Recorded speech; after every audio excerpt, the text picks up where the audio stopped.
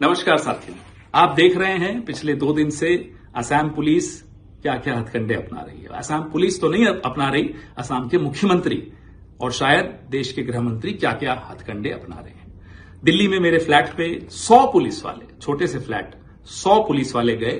मैं नहीं था, कोई नहीं था हमारे परिवार का, लेकिन वहां जाकर उन्होंने मेरी छोटी बहन जो कोविड में नहीं रही, उसकी यादगार एक पुराना फोन था, वो उठा के ले गए। एक ऐसा लैपटॉप जो मैं कभी यूज नहीं करता, वो ले गए। एक आईपैड जो मैंने अभी इस्तेमाल करना नहीं शुरू किया, वो ले गए। कहते हैं कि पेन ड्राइव 2 ले गए। अब हमें नहीं मालूम वो लेकर आए थे या लेकर गए, मुझे नहीं मालूम। कौन लाया, कौन ले गया, मुझे नहीं मालूम। खैर छोड़िए। अब मैं जहां भी जाता हूं या उनको लगता है मैं गया हुआ हूं, वहां ये पुलिस भेज रहे हैं। क्यों भेज रहे हैं? सवाल ही तो उठाए हैं कांग्रेस पार्टी ने। आप कांग्रेस पार्टी को चुप क्यों करवाना चाहते हैं? मुझे चुप क्यों करवाना चाहते हैं? सवाल पूछे हैं, जवाब दीजिए। हम कहते हैं साहब ये कागज और ये जानकारी आई है, इसकी जांच कीजिए। क्या ये गलत कहते हैं हम? आप जवाब देने की जगह सबको गाली दे रहे हैं, पुलिस छोड़ रहे हो, आप डराने की कोशिश कर रहे हो। आपको लगता है हम डर जाएंगे? आपकी आदत डराने की हो सकती है शर्मा जी, हमारी आदत डरने की नहीं है। कारण बता देते हैं क्यों। मेवाड़ का हूं, कांग्रेसी हूं, राहुल गांधी का सिपाही हूं। अब कैसे डरूंगा? तो डरूंगा तो नहीं, लेकिन हां, क्योंकि मुझे बोलते रहना है, क्योंकि मुझे सवाल पूछते रहना है, मैं आपकी पुलिस को जरूर अवॉइड कर रहा हूं। लेकिन आगे भी सुन लीजिए। जो कागज हमारे पास आए और जो लोगों ने वेबसाइट्स के नाम बताए, सरकारी वेबसाइट्स थी अलग अलग देशों की, कि इस पे जाइए, ये जानकारी है, तो वो हमने आप सबके साथ साझा किया। हम तो यही उम्मीद करते हैं साहब आप जांच बैठाएंगे, लेकिन नहीं, आप तो पुलिस छोड़ देंगे। छोड़िए, हमारी पार्टी के अध्यक्ष जिनका राजनीतिक अनुभव आपकी उम्र से ज्यादा है, आपने कल उनके लिए जो अपशब्द इस्तेमाल किए, क्या आसाम की जनता उसको स्वीकार करेगी? इतनी पुरानी, इतनी खूबसूरत सभ्यता, उसमें इस तरह की बदजुबानी बुजुर्गों के लिए तो बिल्कुल शुमार नहीं है, किसी को बिल्कुल पसंद नहीं आई। खैर आप जानिए, आप क्यों इतने गुस्से में, हमें नहीं मालूम। अब कुछ और जानकारियां आई हैं, वेबसाइट्स हैं। वेबसाइट स्टेट ऑफ व्योमिंग की है। सवाल आपकी आईटी सेल ने उठाया कि साहब कंपनी रजिस्टर करो, उसी दिन की है, कल की तारीख है, परसों की तारीख है। तो मैं बता दूं, ये तारीख इसलिए 6 तारीख की आई है, 6 अप्रैल की, क्योंकि as on request dated non disclosure agreement revoked. तो जब नॉन डिस्क्लोजर एग्रीमेंट रिवोक हो जाती है, जितनी भी जानकारी प्राइवेट थी वो पब्लिक हो जाती है, वो तारीख उसकी होती है। फाइलिंग और इनकॉर्पोरेशन में फर्क होता है। ये फाइलिंग की डेट्स आप दिखा रहे हो, मैं इनकॉर्पोरेशन की बात सवाल पूछ रहा हूं। सवाल पूछ रहा हूं कि ये जब नॉन डिस्क्लोजर एग्रीमेंट रिवोक हो गई तो जानकारी आई, कंपनी का नाम भूयान प्रॉपर्टीज एलएलसी, एड्रेस वही जो व्योमिंग का बार बार आ रहा है। Additional article, manager authorised member Reniki Bhuyan Sharma. ये अब नॉन डिस्क्लोजर के बाद की जानकारी डिस्प्ले होनी शुरू हो गई। Identification nationality Antigua and Barbuda, date of birth 31 July 1973, remarks citizenship by investment, other nationality yes bracket multiple. ये उनकी वेबसाइट पे लिखा है। हमें लोगों ने कहा उस वेबसाइट पे जाइए, दिख जाएगा। दिखा, हम आपको दिखा रहे हैं और सवाल भी साथ में पूछ रहे हैं और जांच की मांग भी साथ में कर रहे हैं।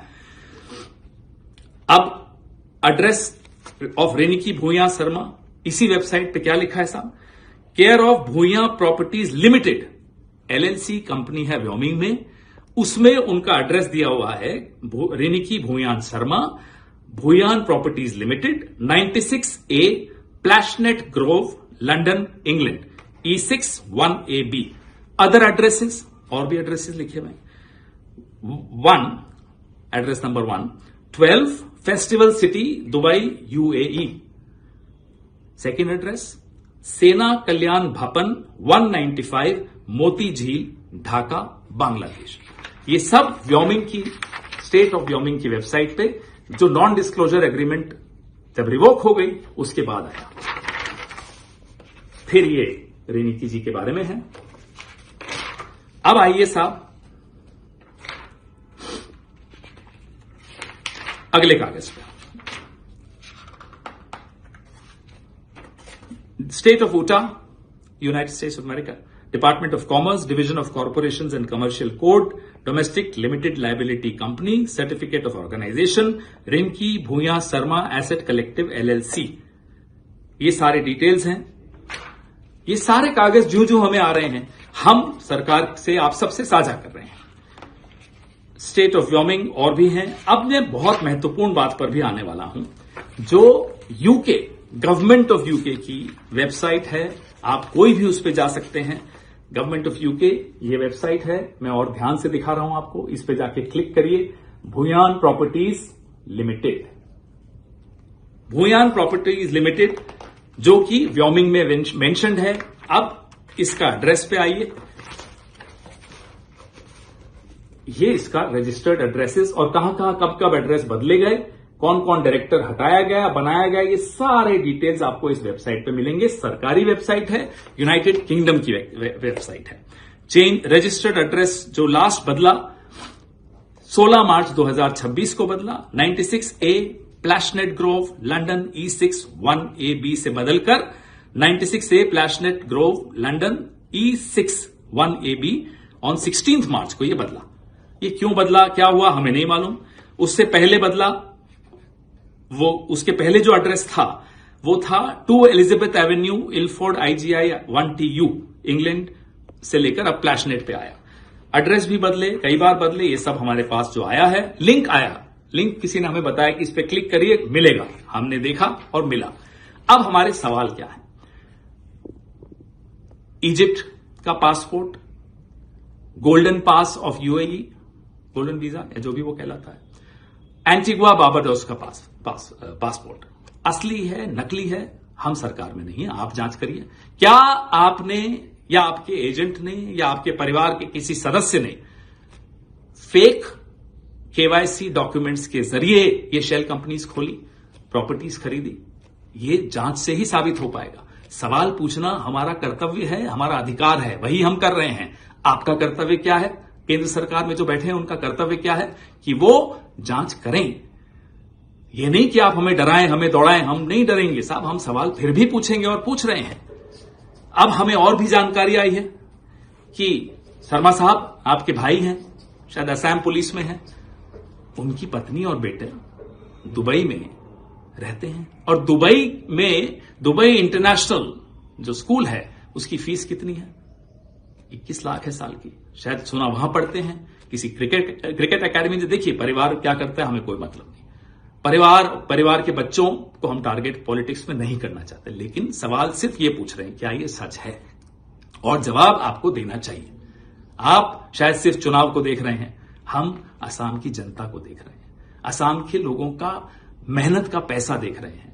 उनकी उम्मीदें जब टूट रही होती है ना, तो वो देखकर दुख होता है। चुनाव आते रहते हैं, जाते रहते हैं। हेमंता बिस्वा शर्मा जी, कम से कम रुक जाइए, थोड़ा सा रुकिए, सोचिए और अपने दिल पर हाथ रखिए। क्या सवालों का जवाब देना आपका फर्ज नहीं है? नमस्कार, स्वागत है आपका जनगण मन 24/7 पर, जो कि मेरा YouTube चैनल है। आप उसे लाइक करें, सब्सक्राइब करें। और अभी आपने लगभग 6-6.25 मिनट का वीडियो पवन खेड़ा का सुना, और पवन खेड़ा को वो ये बोला जा रहा था कि उनको पाताल लोक से भी हम निकाल लेंगे। तो उन्होंने एक अनडिस्क्लोज्ड लोकेशन से, यानी कि पता नहीं है कि वो देश के किस हिस्से में है या देश के बाहर है, लेकिन उन्होंने एक वीडियो जारी किया है ठीक वोटिंग के एक दिन पहले, यानी कि कल असम में वोटिंग है। और आज उन्होंने कुछ और डैमेजिंग डिटेल्स हिमंता बिस्वा शर्मा की पत्नी रिंकी भूया शर्मा के ऊपर वो लेकर आए हैं। वीडियो की शुरुआत में आपने सुना होगा, उन्होंने कहा है कि देखिए जो असम के CM हैं और गृह मंत्री हैं वो हथकंडे अलग अलग अपना रहे हैं, लेकिन हम डरने वाले नहीं हैं। कल वो लोग मेरे घर आए थे और मेरा iPad और एक मेरे बहन का फोन और कुछ 2 पेन ड्राइव्स लेके गए। अब वो किसकी पेन ड्राइव है, कहाँ से आई है, ये सब उन्होंने बोला। उन्होंने कहा कि मैं राहुल गांधी का सिपाही हूँ, मेवाड़ का रहने वाला हूँ और कांग्रेसी हूँ, इसलिए डरना मेरे स्वभाव में नहीं है। और उन्होंने कुछ डिटेल्स सरकारी वेबसाइट से निकाली है। अब सरकारी वेबसाइट तो झूठी नहीं हो सकती। बार बार वो सवाल ये रेज कर रहे थे कि ये जो शेल कंपनीज हैं ये क्यों रजिस्टर हुई, कैसे रजिस्टर हुई, उसमें रिंकी भूया शर्मा का नाम कैसे है। आज उन्होंने वो अपना सोर्स भी बता दिया कि किन वेबसाइट से उनको ये सब जानकारी मिली है, और उस वीडियो को उन्होंने पोस्ट किया। पहली जो जानकारी उन्होंने दिया उन्होंने कहा कि जो स्टेट ऑफ वायोमिंग है उसकी वेबसाइट से उन्होंने निकाला कि 6 अप्रैल को उन्होंने नॉन डिस्क्लोजर अग्रीमेंट साइन किया, और नॉन डिस्क्लोजर के बाद जो प्राइवेट इंफॉर्मेशन होती है वो पब्लिक डोमेन में आ जाती है। और उसके बाद जो नॉन डिस्क्लोजर रिवोक होने के बाद जो जानकारियां आई हैं उसमें भूया प्रॉपर्टीज एलएलसी, जो कि वायोमिंग के एड्रेस वेबसाइट पे मिली है, उसमें मैनेजर ऑथराइज्ड कौन है, रिंकी भूया सारमा, उसमें एडिशनल डिटेल्स भी हैं, और उनकी डेट ऑफ बर्थ है, उनकी आइडेंटिफिकेशन नेशनैलिटी एंटीग्युआ बारबुडा की बताई गई है, डेट ऑफ बर्थ 31 जुलाई 1973। उसके बाद रिमार्क्स में सिटीजनशिप बाय इन्वेस्टमेंट लिखा है, अदर नेशनैलिटीज में मल्टीपल सिटीजनशिप लिखा हुआ है, ये स्टेट ऑफ वायोमिंग की वेबसाइट पर मिला हुआ है। दूसरा जो उन्होंने जानकारी दिया है, उसी तरीके से एक और एड्रेस मिला है रिंकी भूया प्रॉपर्टीज का, जिसका एड्रेस है 96A प्लैशनेट ग्रोव लंदन का। दूसरा एक एड्रेस सामने आया है 12 फेस्टिवल सिटी दुबई यूएई का। एक और एड्रेस है सेना कल्याण भवन 194 मोती झील ढाका, यानी कि यूएई का एक एड्रेस है। एक प्लैशनेट ग्रोव लंदन का है, दूसरा ढाका का है। एक स्टेट ऑफ यूटा यानी कि अमेरिका का, जहां पर रिंकी भूया सारमा एलएलसी के नाम से एक लिमिटेड लाइबिलिटी कंपनी रजिस्टर्ड है, और वो डिपार्टमेंट ऑफ कॉमर्स और डिवीजन ऑफ कॉरपोरेट के अंडर में आती है। यूके गवर्नमेंट की सरकारी वेबसाइट का भी उन्होंने हवाला दिया है पवन खेड़ा ने, और उन्होंने बताया कि वायोमिंग में ये सारी चीजें मेंशन्ड हैं। भूया प्रॉपर्टीज लिमिटेड, एक उसमें एड्रेस है, किस तरीके से बहुत सारे एड्रेसेस चेंज किए गए हैं, उसके कई डायरेक्टर्स चेंज हुए हैं, उसका उन्होंने बाकायदा एक प्रिंट आउट दिखाया है। और फिर उसके बाद उन्होंने फिर से वही सवाल किए कि उनके पास इजिप्ट का पासपोर्ट कैसे है, उनके पास गोल्डन पासपोर्ट यूएई का कैसे है, एंटीग्युआ का पासपोर्ट कैसे है, और फिर लास्ट में उन्होंने कहा कि क्या फेक केवाईसी डॉक्यूमेंट्स के जरिए क्या हिमंता बिस्वा शर्मा और उनकी पत्नी के कुछ रिलेटिव्स ने शेल कंपनीज खोली हैं। इस सवाल को उन्होंने रेज किया है, और जिस सोर्स के जरिए, जिन वेबसाइट्स के जरिए उनको ये इंफॉर्मेशन मिली है, उन्होंने कहा है कि ये इंफॉर्मेशन हमारे सामने आई है, आप उसकी जांच कराएं और जांच कराकर हमारे सवालों के जवाब दें। ये वीडियो कितना डैमेजिंग है ठीक वोटिंग के एक दिन पहले, और इसके क्या मायने हैं, क्या वाकई में रिंकी भूया सारमा जो कि हिमंता बिस्वा शर्मा की पत्नी है, क्या वाकई में वो कटघरे में खड़े होती हैं। हमारे साथ independent media analyst Siddharth Sharma है। Siddharth, thank you so much for joining on Janganman 24/7। अब तो सरकारी वेबसाइट्स का हवाला दिया है उन्होंने, यूके की वेबसाइट, स्टेट ऑफ यूटा, उन्होंने एड्रेसेस दिए हैं जो बांग्लादेश के हैं, दुबई के एड्रेसेस हैं, कौन कौन से डायरेक्टर्स चेंज हुए हैं। क्या ये मामला साफ अब और प्रूव होता चला जा रहा है कि फेक केवाईसी एड्रेसेस के जरिए, फेक केवाईसी डॉक्यूमेंट्स के जरिए ऐसा लगता है कि हिमंता बिस्वा शर्मा और उनकी पत्नी ने शेल कंपनीज को रजिस्टर कराया। देखिए, आपने जो सिलसिलेवार इस चीज को बताया कि किस तरह से उन्होंने प्रमाण के साथ ये सब बताया, आपका वीडियो भी अपने आप में लोगों ने देख लिया होगा, तो इसमें मुझे तो कोई बहुत ज्यादा आश्चर्य नहीं हो रहा है, क्योंकि पिछले 10 साल से हमने देखा है कि भाजपा इसी तरह के तो जुमले फेंकती रहती है सबके बारे में, चाहे प्रधान जी के डिग्री के बारे में हो।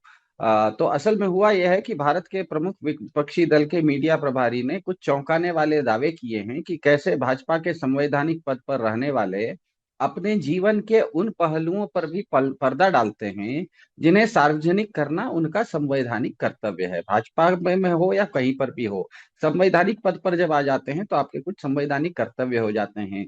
आप अगर चुनाव लड़ते हैं और तो चुनाव लड़ते समय आपको अपनी सारी जानकारी, सच्चाई आपको बतानी पड़ती है। आपके कितने बैंक खाते हैं, आपके परिवार के कितने बैंक खाते हैं। अब ये जो बता रहे हैं एक प्रमुख विपक्षी दल के मीडिया प्रभारी, इसमें तो काफी अंतर दिख रहा है कि जो भाजपा ने अपने संवैधानिक शपथ पत्र में चुनाव लड़ते समय डाला था, उसमें भी एक राज्य के मुख्यमंत्री हैं भाजपा के। तो सवाल उठता है कि यदि भाजपा के अनुसार ये झूठ है, तो ऐसे झूठ की शुरुआत तो बीजेपी ने ही की थी। अगर भाजपा के अनुसार ये झूठ है और इसीलिए झूठ बोलने वाले के यहाँ पुलिस को भेज रही है वो, तो 15 लाख हर बैंक अकाउंट में डालेंगे, हर खाते में आएंगे, ये भी तो भाजपा ने झूठ बोला था। उसके लिए वो किसके किसके यहाँ पुलिस को भेज रही है? $40 में आएगा करके क्या भाजपा ने नहीं बोला था? आज वो नहीं आया, तो ये झूठ पर वो भाजपा किसको अपने किस नेता के यहाँ पुलिस को भेज रही है? तो क्यों नहीं जाती पुलिस ऐसे लोगों के पास? उल्टा इन्होंने, भाजपा ने क्या किया है, केजरीवाल हो या सोरेन हो, उन पर तो पूरा का पूरा केस ही फर्जी बना देते हैं, और यहाँ तक कि कोर्ट भी बोल देता है कि केस फर्जी है। तो अब सवाल उठता है कि अगर केस फर्जी है तो भाजपा वाले इस तरह की बातें, क्या ये सच नहीं है कि केजरीवाल को ये लोग खुजलीवाल बोलते रहते हैं? क्या ये सच नहीं है कि सोनिया गांधी को ये लोग क्या कहते हैं, जर्सी गाय बोलते रहते हैं? क्या ये सच नहीं है कि शशि थरूर के ऊपर इस तरह की वाहियात बातें, कितने करोड़ की गर्लफ्रेंड है? तो क्या इस देश में आरोप लगाना केवल और केवल भाजपा लगा सकती है? भाजपा के ऊपर कोई आरोप नहीं लगाएगा? ऐसा तो होता नहीं है। अभी ईरान युद्ध में हमने देखा, ईरान के ऊपर अगर इसराइल बमबारी करेगा तो ईरान भी तो वापस बमबारी करेगा। अब सवाल ये उठता है कि क्या ये जो कांग्रेस की मीडिया प्रभारी बोल रहे हैं, क्या ये सच है या झूठ है? तो यहाँ एक चीज भारत में बिल्कुल स्पष्ट है कि भारत में एक अभिव्यक्ति की स्वतंत्रता है। अभिव्यक्ति की स्वतंत्रता का मतलब है कोई भी आदमी कुछ भी बोल सकता है। इसका सबसे ज्यादा लाभ भाजपा उठाती है जब वो कहती है कि हम लोगों को कपड़ों से पहचानेंगे, जब वो स्मशान और कब्रिस्तान की बात करती है। सिद्धार्थ, लेकिन जो अभी जो रिवीलिंग डिटेल्स हैं इसमें अब बकायदा सरकारी वेबसाइट पर दिए गए ये एड्रेसेस हैं। क्या अब इससे बच सकते हैं हिमांता बिस्वा शर्मा, या अभी भी यही कहेंगे कि ये झूठ बोल रहे हैं, पवन खेड़ा झूठ बोल रहे हैं, उनकी आईटी सेल कुछ बोलेगी? सवाल ये उठता है कि अगर एक सरकारी वेबसाइट पर इस तरीके के डॉक्यूमेंट्स मौजूद हैं, बकायदा वो प्रिंट आउट दिखा रहे हैं, और ये आम धारणा है असम के लोगों में कि हिमांता बिस्वा शर्मा और उनकी पत्नी बहुत प्रॉपर्टीज हथियाने में लगे हुए थे, भ्रष्टाचार बहुत उन्होंने किया है, ये आम धारणा वहां के लोगों में है। और अगर वोटिंग के पहले इस तरीके के डॉक्यूमेंट सामने आते हैं तो उस पर क्या कर सकती है बीजेपी? पवन खेड़ा को क्या करेगी? कल तो ये उनके घर पहुंची हुई थी पुलिस, कुछ कर नहीं पाई, वो वहां मिले नहीं। एक चीज मैं बता देता हूँ, असम के जो वर्तमान मुख्यमंत्री हैं भाजपा के, उनके ऊपर भाजपा ने ही किसी समय में ईडी का केस किया हुआ है। वो केस अभी तक जिंदा है, उनके ऊपर ईडी का केस है। तो इसीलिए वो भ्रष्टाचार का तो भाजपा ने ही अपने ही मंत्री के ऊपर भ्रष्टाचार का आरोप लगा के उसके ऊपर केस खोल के रखा है। तो उनके यहाँ पुलिस क्यों नहीं गई? अगर पुलिस इतनी तत्पर है कि कांग्रेस के मीडिया प्रभारी के यहाँ जा रही है कि उन्होंने कुछ आरोप लगा दिया, तो उसी वही वहीं की पुलिस उन्हीं के मुख्यमंत्री के यहाँ क्यों नहीं जाती? क्योंकि उनके ऊपर भी तो ईडी ने एक तरह का आरोप ही लगा के रखा है। तो ये जो सेलेक्टिव एमनीशिया जिसे कहते हैं, दूसरे को परेशान करने के लिए पुलिस भेजना, ये पुलिस भेजने का इसका मतलब ही है कि कहीं ना कहीं भाजपा के अंदर बहुत ज्यादा खलबली है। उनके ऊपर कोई सवाल पूछता है तो वो नर्वस हो जाती है, दूसरों के ऊपर सुबह से शाम तक केवल और केवल झूठा आरोप लगाती रहती है। वो केजरीवाल पर पूरा का पूरा, केजरीवाल को तो 2 साल तक झूठे केस के अंदर आपने अंदर डाल के रखा था। अब सवाल ये उठता है कि एक चीज बिल्कुल स्पष्ट, इसीलिए मैं कहना चाह रहा था कि भारत में एक अभिव्यक्ति की स्वतंत्रता है। अभिव्यक्ति की स्वतंत्रता का मतलब कोई भी व्यक्ति किसी दूसरे के ऊपर कुछ भी आरोप लगा सकता है। अब अगर किसी ने आरोप लगाया और अगर आपको आरोप वो गलत लग रहा है, तो उसका नतीजा न तो जनगण मन चैनल पर होगा, न तो किसी अखबार के ऊपर होगा। जिसको लगता है कि उसके ऊपर आरोप गलत है, उसको, जिस व्यक्ति ने बोला है, उसके ऊपर मानहानि का मुकदमा दायर करना चाहिए। मानहानि का मुकदमा जो होता है वो सिविल केस होता है, वो क्रिमिनल केस नहीं होता। मेरे ख्याल से आपका भी चैनल है, आप भी चलाते हैं, आप भी कभी कभी कोई न्यूज वगैरह चला देते हैं, तो हो सकता है आपके ऊपर भी कोई मानहानि का दावा करता होगा। तो मानहानि का दावा का ये मतलब होता है कि वो सिविल केस होता है। यहाँ पर पुलिस का कोई केस नहीं है। यहाँ पर कोई, अगर पुलिस की वहां पर जाएगी कि कोई फर्जीवाड़ा हुआ है, तो फर्जीवाड़ा तो वो खुद बता रहे हैं कि वहां के भाजपा के संवैधानिक पद पर रहने वाले फर्जीवाड़ा कर रहे हैं। उनकी जो संपत्ति है उसको वो छुपा रहे हैं, उनके पास जितना पासपोर्ट है उसकी जानकारी नहीं दे रहे हैं। तो अगर असल में यहाँ पर फर्जीवाड़ा नहीं हुआ है, एक आरोप है। फिर से मैं स्पष्ट रूप से बताता हूं, कानूनी रूप से किसी को भी व्यक्ति को इस देश में किसी दूसरे के ऊपर आरोप लगाने का पूरा अधिकार है। जब किसी ने आरोप लगाया, अगर मुझे वो आरोप पसंद नहीं आया, तो इसका मतलब मैं उसको पुलिस नहीं भेज सकता हूं। मुझे जाना पड़ेगा कोर्ट, और कोर्ट में उसके खिलाफ मानहानि का मुकदमा करना पड़ेगा। और उसके बाद इस देश का नियम यह है कि दो व्यक्तियों के बीच में किसी भी तरह का अगर विवाद हो गया तो उसका हल और निपटारा न्यायालय करती है। कोई भी अखबार, कोई भी टीवी चैनल, कोई भी यूट्यूब चैनल नहीं करता है। कहीं पर भी अगर दो लोगों के बीच में कोई विवाद हो गया, उसका निपटारा न्यायालय करता है। तो भाजपा को असल में अगर उनको लगता है कि कांग्रेस की मीडिया प्रभारी ने जो बोला वो झूठ है, तो उनके ऊपर मानहानि का दावा करना चाहिए। आपने जैसे ही उनके यहाँ पुलिस भेज दी, इसका मतलब आप डर गए, आपको चोर की दाढ़ी में कोई तिनका है, आप उसको छुपाना चाह रहे हैं, क्योंकि इसमें पुलिस का तो केस बनता ही नहीं है। अगर पुलिस का केस बनता है तो मुझे ये बताइए, आप ही के मुख्यमंत्री के यहाँ पुलिस कब जाने वाली है? क्योंकि आप ही की पुलिस की का जो बाबा है, जिसको ईडी कहते हैं, उसने आप ही के मुख्यमंत्री के ऊपर तो एक केस किया हुआ है भ्रष्टाचार का। तो इसका मतलब यह है कि एन चुनाव के समय में कहीं ना कहीं चोर की दाढ़ी में तिनका है। कांग्रेस के मीडिया प्रभारी ने जो बोला है वो सच है या झूठ है ये नहीं पता, लेकिन उसमें कहीं ना कहीं जिस तरह से अगर वो वेबसाइट वगैरह निकाल के दिखा रहे हैं, तो कहीं ना कहीं ये अब बिल्कुल स्पष्ट हो जाता है। भारत के प्रधान जी भी आज तक अपनी डिग्री नहीं बता रहे हैं। भारत के प्रधान जी भी वो शादीशुदा हैं या नहीं है, यही तय करने में उनको 4 साल, दो चुनाव तो लग गए ये बताने में कि हम शादीशुदा भी हैं कि नहीं शादीशुदा है। इसका मतलब यह है कि भाजपा अपने संवैधानिक पद पर रहने वाले लोगों के बारे में, उनकी सच्चाई के बारे में, उनके जीवन के पहलुओं के ऊपर पर्दा डालने की हमेशा कोशिश करती है। लेकिन संवैधानिक पद पर आप जब जाते हैं तो कुछ जगहों पर आपको कुछ अपनी जानकारी आप छुपा नहीं सकते। आपकी नागरिकता क्या है, आपके बैंक अकाउंट कितने हैं, आपका परिवार की संपत्ति कहां कहां है, इसको आप छुपा नहीं सकते। अगर आपने छुपाया है, इस तरह का कोई व्यक्ति आपका विपक्ष के मीडिया प्रभारी इसको डाल रहा है, तो आपको अगर उसमें आपत्ति है तो आपको तो असम के गुवाहाटी कोर्ट में हर कोर्ट में एक स्पेसिफिक जज होता है, जिसका काम ही होता है मानहानि के मुकदमे, क्या कहते हैं, मानहानि के मुकदमे को सुनवाई करना। आपको अगर लगता है कि आपका मानहानि हुई है तो आप उन मानहानि का मुकदमा कर दीजिए। इसमें मामला पुलिस का नहीं बनता है, क्रिमिनल केस नहीं है। पुलिस तब आती है नीलू जी जब कोई क्राइम हुआ हो। यहाँ पर कोई क्राइम नहीं हुआ है। एक व्यक्ति ने अपनी अभिव्यक्ति की स्वतंत्रता का लाभ उठाते हुए उस अधिकार के तहत सामने वाले के ऊपर कोई आरोप लगाया है। जैसे कि टेलीविजन पर बैठे बैठे मैं कहीं बैठा हूं, आप कहीं बैठे हैं, हम दोनों जूम पर साथ आए हैं, अगर मैंने बात करते करते आपके बारे में या कुछ मैंने अनाप शनाप बक दिया तो ये पुलिस केस नहीं बनता है। बहुत लेकिन होगा तो आपको आप अगले लगता बार है से मुझे चैनल पर नहीं बुलाएंगे, क्योंकि सिद्धार्थ, मैंने किसी की हानि तो नहीं की ना। सिद्धार्थ, ये तो अब जांच का विषय है कि जो डॉक्यूमेंट्स पवन खेड़ा दिखा रहे हैं वो कितने सही है। जांच होगी, कौन करेगा ये एक बड़ा सवाल है। लेकिन जो जनता असम की ऑलरेडी ये बात कह रही है कि हिमंता बिस्वा शर्मा और उनकी पत्नी ने बहुत ज्यादा भ्रष्टाचार किया है, और खासकर जो पिछले 10 सालों में जिस तरीके का भ्रष्टाचार दिखा है, आपको क्या लग रहा है कि ये पवन खेड़ा के जो ये डिस्क्लोजर्स हैं, ये क्या असम की राजनीति में एक बड़ा टर्निंग पॉइंट ला सकते हैं? ये डिस्क्लोजर्स क्या एक पुख्ता सबूत के रूप में पब्लिक लेगी, और क्या बीजेपी को असम से उखाड़कर फेंक सकती है जनता? हाँ देखिए, चुनाव के एन समय में अगर किसी भी तरह के किसी भी राजनीतिक दल के चाल चरित्र चेहरे पर किसी भी तरह का सवाल उठता है तो उसका कई बार जो नतीजा होता है वो नेगेटिव जाता है। हमें पता है पिछले साल लोकसभा चुनाव से पहले जिस तरह से अपने हमारी जो पहलवान बेटियां थी, जो ओलंपिक वगैरह में मेडल जीती थी, वो जिस तरह से ब्रिजभूषण शरण सिंह जी जो कि भाजपा से संबंधित हैं उनके ऊपर आरोप लगा रही थी, और भाजपा जिस तरह से उनको ब्रिजभूषण शरण सिंह को बचा रही थी, तो उसके चलते हुआ ये कि भाजपा का जो पूरा नारा था बेटी बचाओ का, वो अपने आप धराशायी हो गया। इसीलिए बहुत बड़ी चीज होती है कि कोई किसी भी पार्टी के चाल चरित्र चेहरे पर अगर एन मौके पर चुनाव के समय कोई प्रश्न उठ जाए, और यहाँ पर यही हुआ है।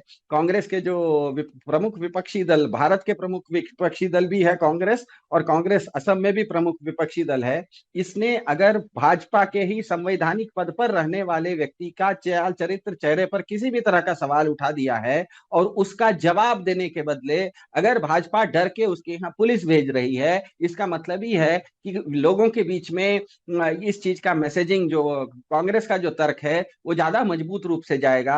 भाजपा अगर भाजपा दूसरी बात भाजपा के बारे में बोल रहा हूं, यहाँ पर जो भाजपा के मुखिया हैं, असम के भाजपा के जो मुख्यमंत्री हैं, उनके ऊपर तो आप कह रहे हैं कि असम की जनता बोल रही है, मैं तो कह रहा हूं भाजपा की ही केंद्र सरकार बोल रही है कि वो व्यक्ति भ्रष्ट है, इसीलिए तो उसके ऊपर आपने ईडी का केस लगा के रखा है। तो ईडी का केस जिसके ऊपर आपने ही लगा के रखा है, उसके ऊपर भ्रष्टाचार का एक और आरोप अगर विपक्षी दल लगा रहा है तो आपको उसमें आपत्ति कैसे है? आप, ये तो आरोप है, अगर आरोप ही गलत है तो आपको तो असम की पुलिस ईडी के यहाँ चली जानी चाहिए दिल्ली में, हमको पता है जिस समय ईडी ने तृणमूल कांग्रेस के ऑफिस में हमला किया था या जांच के लिए गई थी, उस समय ममता बनर्जी पहुंच के उनको हटा दी थी कि ये केस तुम्हारा नहीं बनता है। तो अगर हेमंत बिश्व शर्मा हो या सिद्धार्थ शर्मा हो या नीलू व्यास हो, इस देश में कोई भी व्यक्ति है, उसको लगता है कि किसी ने मेरे ऊपर आरोप लगाया वो गलत है और उसके यहाँ पुलिस भेजनी है, तो असम के मुख्यमंत्री को तो सबसे पहले पुलिस ईडी के यहाँ दिल्ली में भेजना चाहिए, क्योंकि ईडी ने भी तो उनके ऊपर कोई आरोप लगा के रखा है।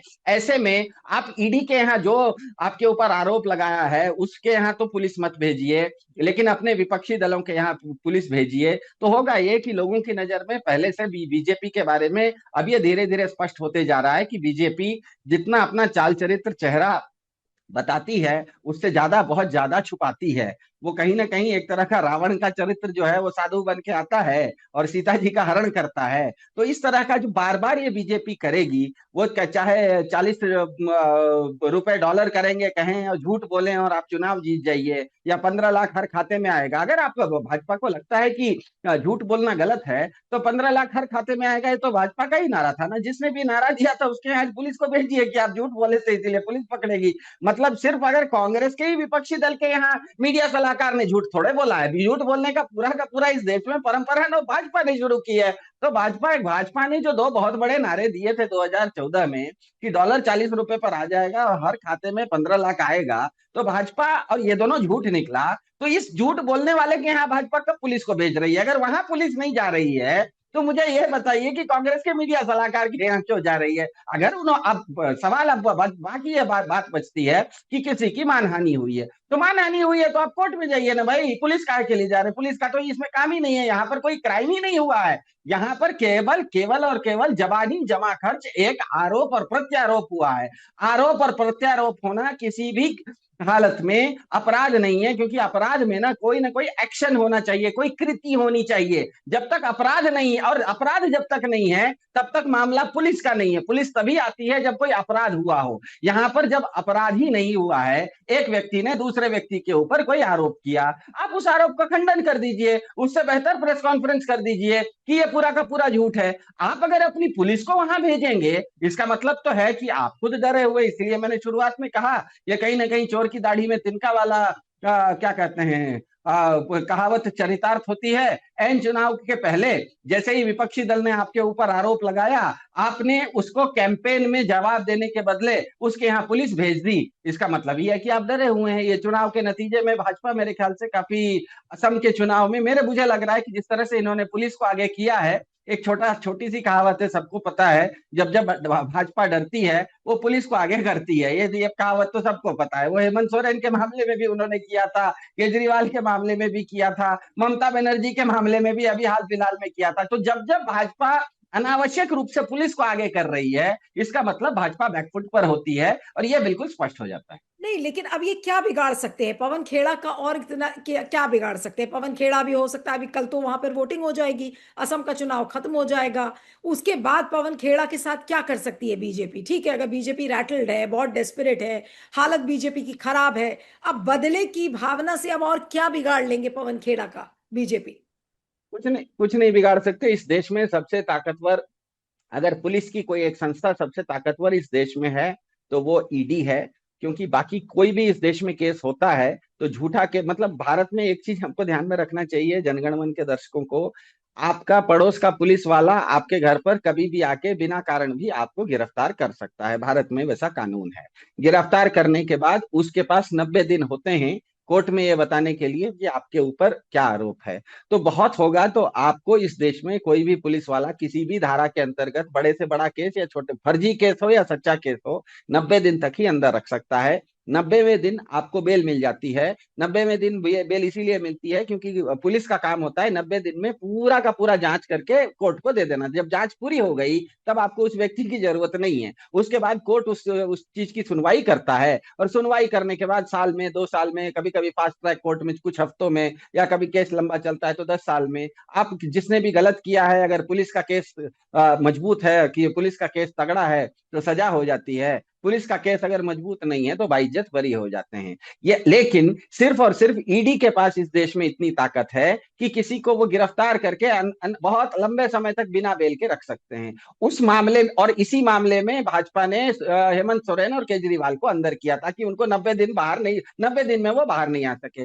सुप्रीम कोर्ट ने ये तक बोल दिया कि बेल उस मामले में भी, अब सुप्रीम कोर्ट ने केस खत्म करने से पहले केजरीवाल को 2 बार बेल दे दी। एक बार तो चुनाव प्रचार करने के लिए दे दिया, उसके बाद बोला कि हो गया। तो अब इस देश में भाजपा किसी को पुलिस के डर से 90 दिन तक ही, केवल वो भी अपनी पुलिस, भाजपा की जिस राज्य में पुलिस खुद की है वहां की पुलिस के द्वारा केवल और केवल 90 दिन तक किसी को अंदर रख सकती है। 91वें दिन बिना किसी वकील के भी वो व्यक्ति बाहर आ जाएगा। मुझे नहीं लगता है कि वो कांग्रेस के मीडिया प्रभारी के साथ ये सब करेंगे।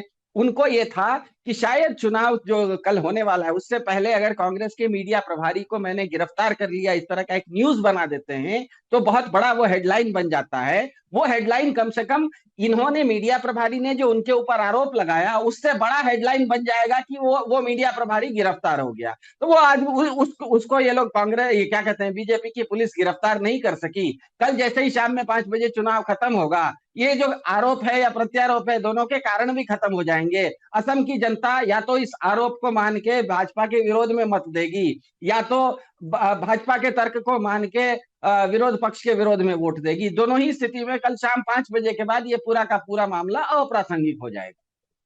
चलिए देखेंगे कल क्या होता है। कल वोटिंग है असम में, लेकिन पवन खेड़ा का दाव जो चला उन्होंने, वो बहुत महंगा ऐसा लग रहा है बीजेपी को पड़ा। और उनकी, न पवन खेड़ा को पुलिस गिरफ्तार कर पाई, ना उनको ढूंढ सकी। और आज उन्होंने दूसरे वीडियो में, पहले तो संडे को प्रेस कॉन्फ्रेंस की थी, आज एक दूसरा वीडियो भी, जवाबी वीडियो दे दिया कि देखिए हम डरते नहीं हैं और ये लो और डैमेजिंग डिटेल्स हम आपके लिए लेकर आ रहे हैं। अभी पता नहीं और कितने डिटेल्स अभी और सामने आएंगे, देखेंगे। आपका बहुत बहुत शुक्रिया Siddharth, thank you so much for joining.